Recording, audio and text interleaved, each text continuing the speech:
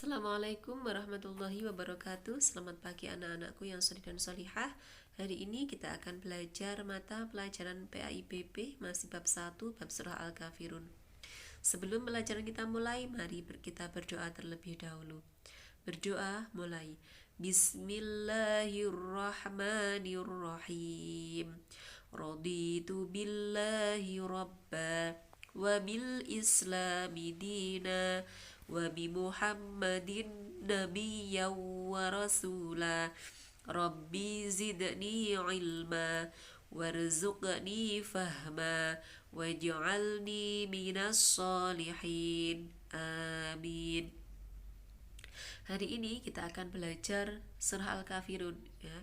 Bulina buatkan modul pembelajaran pendidikan agama Islam dari ini untuk satu bab ya. Jadi satu bab terangkum dalam modul di sini. Kalian bisa belajar sewaktu-waktu dimanapun ya. Yang pertama yaitu panduan penggunaannya bisa dibaca ya. Setelah itu kompetensi dasar, ini apa yang harus kalian kuasai di sini. Yang ketiga yaitu tujuan pembelajaran. Ya, ini tujuan pembelajaran itu ada 5. Jadi kalian 5 ini harus kalian pelajari dan harus kalian kuasai juga. Untuk nanti dalam modul ini ada 3 subbab. Yang pertama yaitu membaca, menghafal, dan menulis surah Al-Kafirun. Yang kedua yaitu mengenal surah Al-Kafirun. Dan yang ketiga mempelajari arti dan isi kandungan surah Al-Kafirun.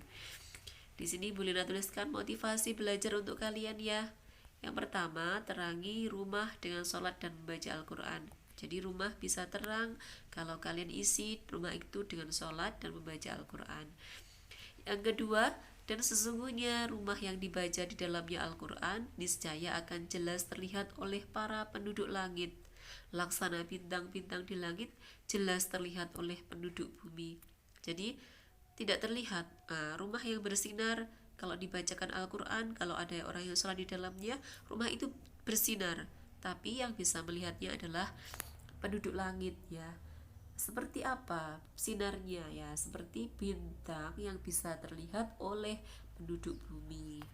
Yang ketiga, motivasinya yaitu sesungguhnya seseorang yang satu hari tidak membaca Al-Quran, sungguh hatinya kalbaitil khorbi.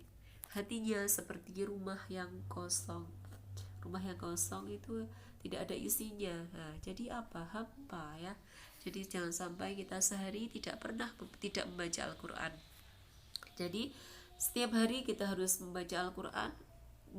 Meskipun itu hanya 1 ayat, 2 ayat, ataupun 1 lembar sebisanya. Yang penting setiap hari kita harus membaca Al-Quran. Ya, sebab yang pertama yaitu membaca, menghafal, dan menulis surah Al-Kafirun. Untuk petunjuk penggunaannya sudah bisa dibaca ya. Langkah-langkah membaca surah Al-Kafirun ada di sini. Bulina baca sekali lagi surah Al-Kafirun. Bismillahirrahmanirrahim ya. Bulina membaca, nanti kalian ikut membaca dengan menirukan apa yang Bulina baca ya. Bismillahirrahmanirrahim. Qul ya ayyuhal kafirun la a'budu ma ta'budun wa la antum 'abiduna ma a'bud wa la ana 'abidum ma 'abadtum wa la antum 'abiduna ma a'bud lakum dinukum waliyadin. Nah, tadi adalah bunyi surah Al-Kafirun. Untuk artinya ya, kita selanjutnya adalah tugas kalian yaitu menghafal surah Al-Kafirun ya. Caranya yaitu dibaca berulang-ulang ya. 1 ayat paling sedikit 5 kali, nanti dilanjut ayat kedua, dilanjut ayat ketiga, dan seterusnya. Selanjutnya yaitu kalian harus bisa juga menulis surah Al-Kafirun ya. Tulisannya harus rapi, harus sesuai dengan contoh. Di contohnya nanti di sini langsung ditulis saja bunyinya. tidak usah ditulis yang pertama, jadi langsung ditulis saja yang kedua, yang kotak-kotak yang kedua ini langsung ditulis saja, dan pastikan tulisannya yang rapi ya. Yang kedua yaitu sebab yang kedua yaitu mengenal surah Al-Kafirun secara umum. Sama dengan yang kemarin, sama dengan yang Bunda jelaskan kemarin, yaitu surah Al-Kafirun adalah surah yang keberapa anak-anak? Oh ya, bagus. Surah Al-Kafirun adalah surah yang ke-109. Jumlah ayatnya ada 6. Surah Al-Kafirun ini mengisyaratkan tentang pupusnya harapan orang-orang kafir Quraisy Mekah terhadap dakwah Nabi Muhammad. Jadi mereka berputus asa karena dakwah Nabi Muhammad ini semakin banyak pengikutnya, dan kaum kafir Quraisy ini kan semakin terdesak karena umat Nabi Muhammad semakin banyak. Jadi mereka memikirkan cara bagaimana agar kaum kafir Quraisy ini yang menyembah berhala ini tidak semakin sedikit. Nah, akhirnya mereka memberikan tawaran kepada Nabi Muhammad, bagaimana kalau secara bergantian menyembah Tuhan masing-masing. Jadi bergantian, diajak bergantian menyembah Tuhannya ya, karena mereka putus asa ya, kaum kafir ini putus asa. Akhirnya ajakan tersebut ditolak oleh Nabi Muhammad dan mereka dipersilahkan beribadah menurut agamanya sendiri, dan Nabi Muhammad akan beribadah juga menurut agamanya sendiri ya. Surah Al-Kafirun ini dinamakan Al-Kafirun sesuai dengan nama ayat yang pertama, Qul ya ayyuhal kafirun.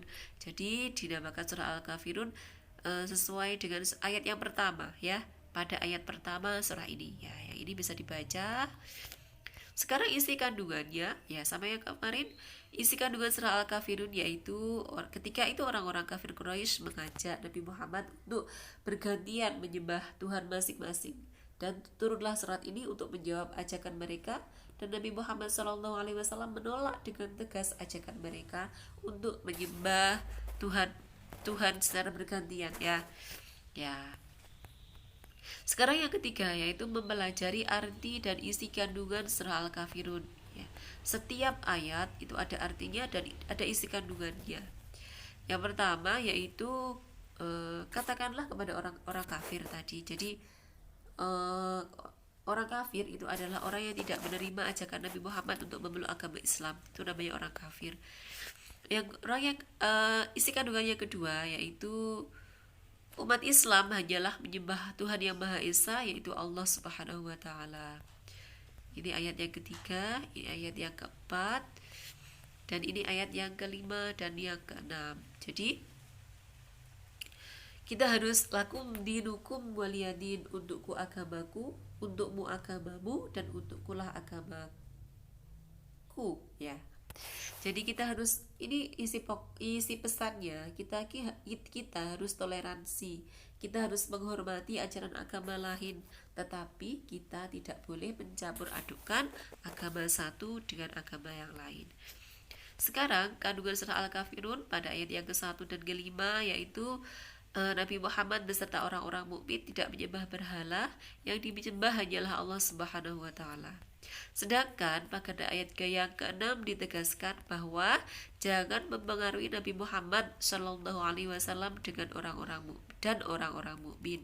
Untukmu ikutilah ajaranmu, sedangkan untukku aku akan mengikuti ajaranku ya. Untuk pesan-pesannya yang pertama, perintah untuk memegang teguh agama yang sudah diyakini. Jadi kita harus berpegang teguh pada agama kita, agama Islam ya. Yang kedua yaitu meski berbeda agama atau kepercayaan, kita sebagai umat manusia harus selalu menjaga kerukunan, persaudaraan, dan saling menghormati. Yang ketiga, ajakan untuk selalu menjaga toleransi. Jadi toleransi seperti yang minggu lalu Belinda katakan, toleransi memang harus dilakukan, tetapi toleransi itu sebatas sebagai menghormati agama lain ya. Kita menjaga kerukunan, kita menjaga persaudaraan, kita saling menghormati, itu namanya toleransi. Tapi kalau mencampur adukkan agama itu sangat tidak boleh ya. Yang ketiga yaitu ajakan untuk selalu menjaga toleransi.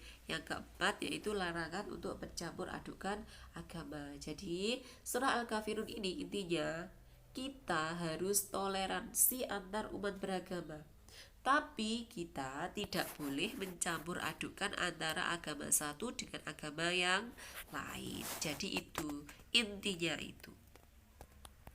Demikian dari Bu Lina untuk hari ini, supaya apa yang Bu Lina sampaikan bisa dipahami, bisa dilaksanakan dalam kehidupan sehari-hari ya. Bu Lina akhiri, jika ada yang kurang lebihnya Bu Lina minta maaf. Marilah pelajaran pada pagi hari ini kita akhiri dengan membaca hamdalah. Alhamdulillahirabbil alamin. Wassalamualaikum warahmatullahi wabarakatuh.